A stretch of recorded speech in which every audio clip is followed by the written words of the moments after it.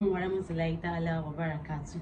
Ìkí Ọlọ́run, ọlá Ọlọ́run, orí ajẹ́ ìjẹ́tọ̀ rẹ̀ kó máa bá ànábì Muhammad sallallahu alaihi wasallam. Ẹ káàárọ̀, ẹ káàsán, ẹ káalẹ́, ẹ̀yin olólùfẹ́ mi, ẹ̀yin ìyá mi, ẹ̀yin bàbá mi, mi tẹ́ ẹ ti ń gbóhùn mi.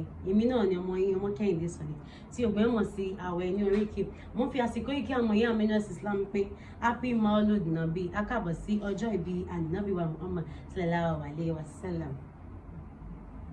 Ń pe àbí ànábì sílùú Mẹ́kà, ó sì jẹ́ ìran Lárúbáwá. Abudulayi ní bàbá rẹ̀, Aminatu ní ìyá rẹ̀ ń jẹ́. Ọdún ẹlẹ́rìn la bí Muhammad, ọdún ìyanu, ọdún ńlá, ọdún tí ọba Abasa tó gbìmọ̀ láti wó Káàbà ilé Olúwa. Ó gbìmọ̀ láti wó Káàbà, gbogbo wọn gẹ̀rín ńláńlá. Ó kù jẹ̀jẹ̀ kẹrin dé Káàbà, làwọn erin bá yarí pátá. Wọ́n tẹ̀rín títí erin ò lọ, wọ́n gbìmọ̀ láti tèrò wọn pa.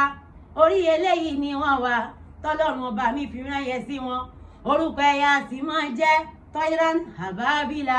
Àfẹ̀yísàmì fọ́ba Abasa, pànàbí wá ti dé sáyé. Ọjọ́ tí a bí Muhammad, ọjọ́ náà ó bu àyà. Ọjọ́ 12 oṣù Awálì ọdún elérin. Ọjọ́ náà l'Ànábì wá sáyé. Àwọn ẹranko wọ́n ń tẹríba, àwọn ẹyẹ wọ́n ń tẹríba, àwọn ẹran wọ́n ń tẹríba nítorí ọmọ Aminatu, bàbá nàbì oníṣẹ́ ńlá. Ó ti kú k'Ànábì wá sáyé. Ànábì dọmọ òrukàn, kò ní bàbá láyé náà. Ànábì pọ́mọ ọdún 6 k'Aminatu tó jáde láyé. Ànábì dọmọ òrukàn, kò ní màmá, kò ní bàbá láyé mọ́. Bàbá Ànábì ó ṣalágbàtọ̀ oníṣẹ́ ńlá. Àlímọ̀ ìlú Zaria ó ṣalágbàtọ̀ oníṣẹ́ ńlá. Ànábì wa oníṣẹ́ ńlá, ó jẹ́ni tó ní sùúrù, tó sì tínú ìfaradà. Bẹ́bí bá ń pa kò ní bara jẹ́, bó sì tún yọ kò ní yóò púpọ̀. Ó láforítì ìdè góńgó, ọ̀rọ̀ ẹ̀sìn wa Ìsìlámù. Ó kọ́ wa pọ́kọ lórí aya. Kádíjà máa múnú wọn, máa mú gbogbo owó tí mo ní, máa mú gbogbo ọlá tí mo ní, pẹ̀lú ipò rẹ̀ tó gàgà jù. Ǹjẹ́ rẹ̀ lè ṣe ìbálẹ̀ mi?